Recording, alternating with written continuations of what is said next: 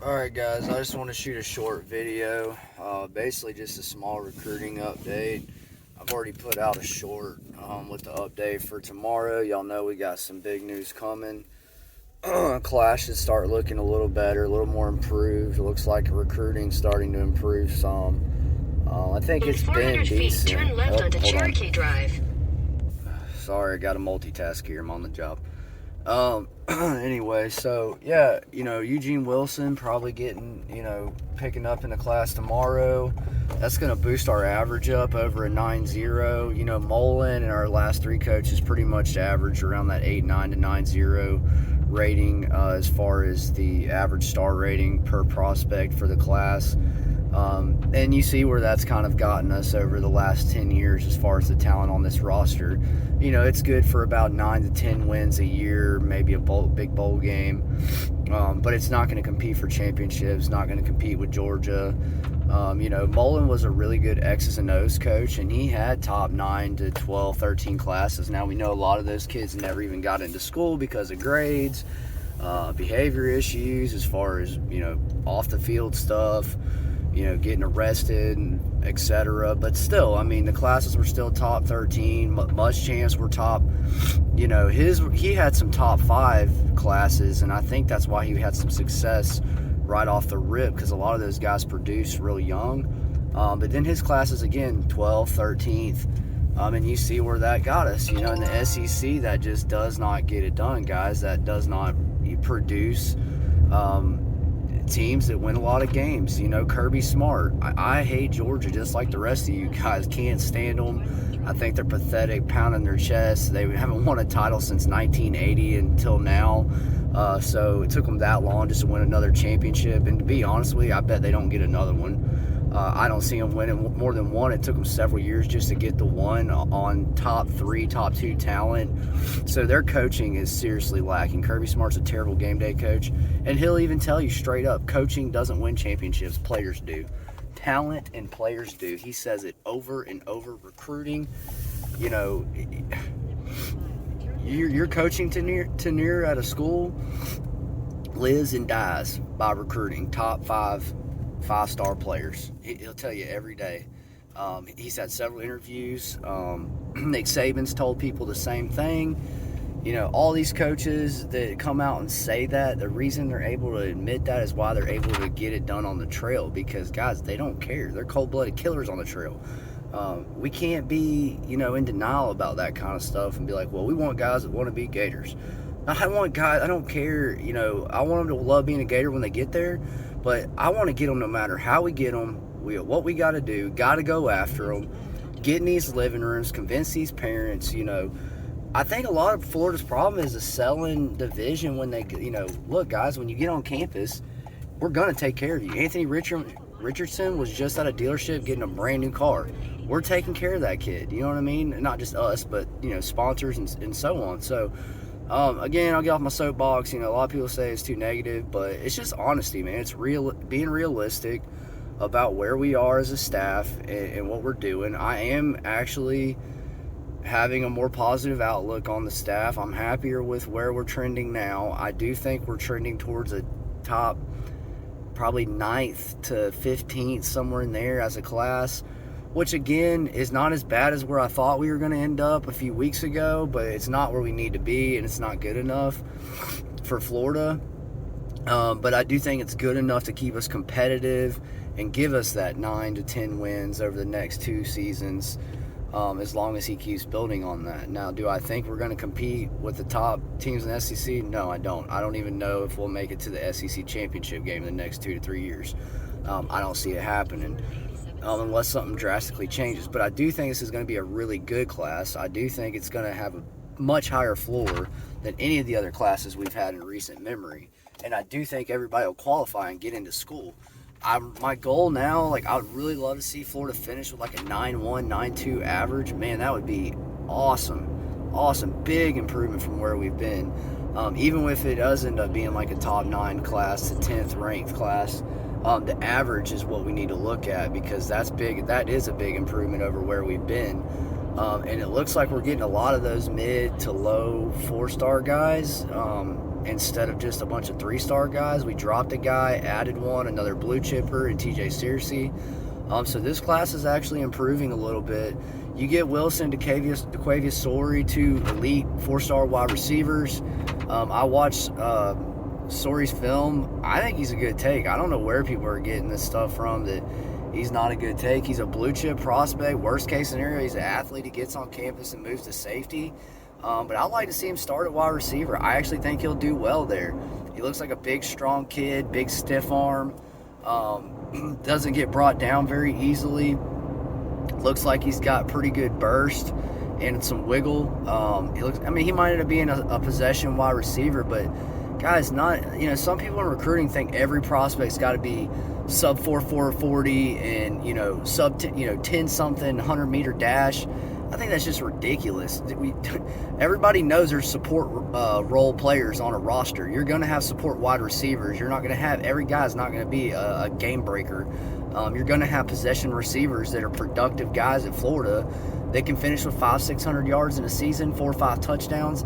Dude, that's a guy I want on my team. That's a good player. That's who I think we're kind of getting in Ricky Pershaw. I'm hoping he can step his game up and maybe be a 70 or 80 catch, 700-800 yard receiver. I do think there's a possibility that he does get that this year with Anthony Richardson back there slinging the rock. And I'm sorry, guys, I'm hoarse. I've had a cold all week. Took 2 COVID tests, negative. I'm good. But just been kind of feeling rough this week. That's why I haven't been making as many videos. It's what happens when you got a bunch of little kids in the house and infected with all these germs that they get from school. Disgusting. Anyway, back to Florida. So a couple kids about to pop. Lucas Simmons, big time, highly ranked 4-star, 9.5 rating on 247, big offensive tackle. This is a blue chip offensive lineman. Florida needs to land this kid. Another theory I have, if we pull these 3, he's on the 11th, July the 11th, guys, so be looking out for that. I think we're about to string 3 up together, and that's going to be big for the Gators, guys. If we can get these 3, I really believe this class is going to look so much better. The momentum, the vibe, the positivity is going to start kicking in, and I think that could lead to us finally circling back to some guys at quarterback. I don't want to transfer a quarterback, y'all. Y'all see how that turned out with the guy we got now on the roster, Jack Miller. There's not a lot of elite quarterbacks that are transfers. There's not. There's like maybe onesie-twosies. But with NIL the way it is with money and stuff, do we really want to go that route, y'all? No, we don't. We need a high school quarterback. I don't want to hear about his transfer stuff no more. I mean, the transfer portal guys are so hit or miss. The success with high school kids is much higher, in my opinion. I know the portal's changed, but it ain't changed that much. A lot of these kids are head cases, or there's a reason they're not at their school anymore. It worked out one season for us with Mullen. The second time around with all the other guys he got, it was a complete bust. None of those guys produced. You're not always going to get a Trayvon Grimes and Jefferson and all that. Again, they were proven from where they came from. And Trayvon Grimes took, several years on campus, one several, but 2 or 3 years before he finally produced and did anything. He didn't do nothing the first year or 2. So again, I don't want to go that route. Ricky Collins is a guy that I'm thinking they're going to look at quarterback. And also Singleton, guys committed to Arkansas. Man, we can compete with those guys in NIL. The kid's a 4-star. He did really well at the Elite 11. Big, stout kid. He's fast. He's dual threat. He can run a little bit. Athlete. I like the kid. I actually am higher on him than I am Jaden Rashada. Even Ricky Collins. I think both of them are going to be better college quarterbacks than Jaden Rashada. And I'm not just saying that. I'm still butthurt about that, him going to Miami and all that stuff, because the kid is highly ranked. But I'm going to be honest with you guys. I didn't study up on him as much as I did from the beginning. And I know I'm going to get Miami fans in my comments again saying all this stuff. I'm crying and blah, blah, blah. But anyways, you guys, y'all boost my channel up and give me support, so I appreciate it. Go ahead and get in there. But Jaden Rashada, guys, based on solely, purely potential, kid does not have it. I don't see it. I mean, yeah, long, tall, athletic, Felipe Franks. So he could be a productive, decent college quarterback. He's never going to live up to that ranking he has, though. I think he's going to continually fall through the rankings, and by the time it's all said and done, he's going to be a low 4-star, and it's all going to be based on potential. Just like, I think they got another guy there, Jalen Brown or something like that at Miami. Florida wanted him. He fell down the rankings, was highly ranked at one point based on pure raw ability. Now, again, 50-something% or less completion percentage in high school. If you listen to Will Miles on Gators Breakdown, and he has another website that he runs, I can't think off the top of my head. Listen to him. He does this replacement theory with quarterbacks, and he also does a completion percentage analysis from high school to college. Man, he's dead on with it. Every quarterback in Florida that he has showed the data on from the translation, you'll always have a bump from high school to college. Usually it'll be about a 3 to 4% increase in your completion percentage. Well, for him, that still leaves him under 60%. 60% is a terrible, terrible completion percentage in college. You want to have at least a 64 or better completion percentage to be considered a decent college quarterback. Good completion percentage is going to be 65 and over in college. So, again, he's not going to make that jump. His yards per completion is terrible. Just not a good player. I don't know why I don't even know why he's ranked as high as he was, but now it makes sense to me that he did get dropped in the rankings a little bit, because I think people are starting to see, like, things aren't adding up here as far as him being ranked where he was at. So, again, guys, Ricky Collins, Singleton, committed to Arkansas. Those are the guys that I'm hoping Florida circles back around. And here's the key. You land 2 elite wide receivers and a big-time offensive lineman. The class has all these blue chippers in it. We got positive momentum.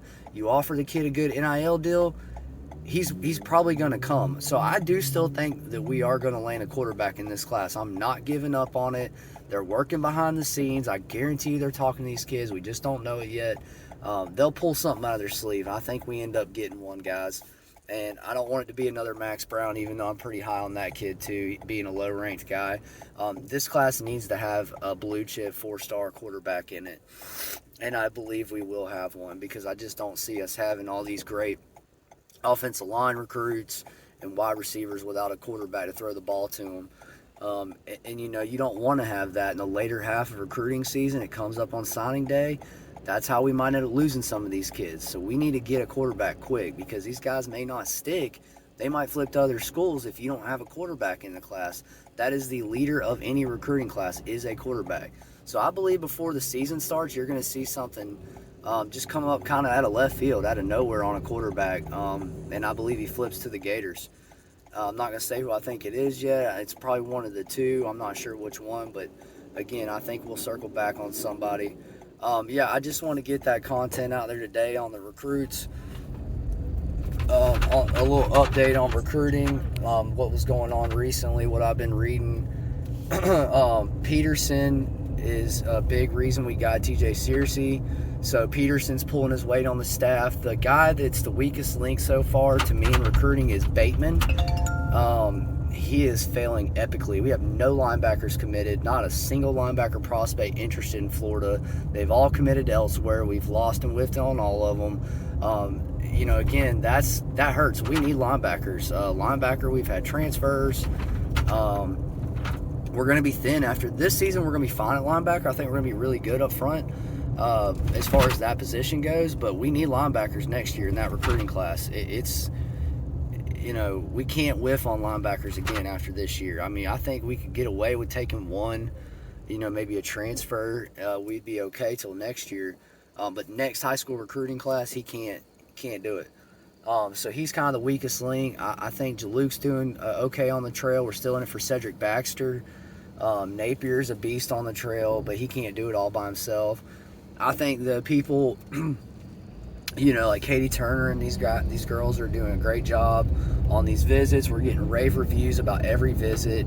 Again, I've told y'all before, if it was the old days, we'd be crushing it right now. It'd be a top 3 class, but it's not. So anyways, guys, I'll get off here. I'm getting long-winded. Hope y'all have a good week. I'll probably do a live stream later this week.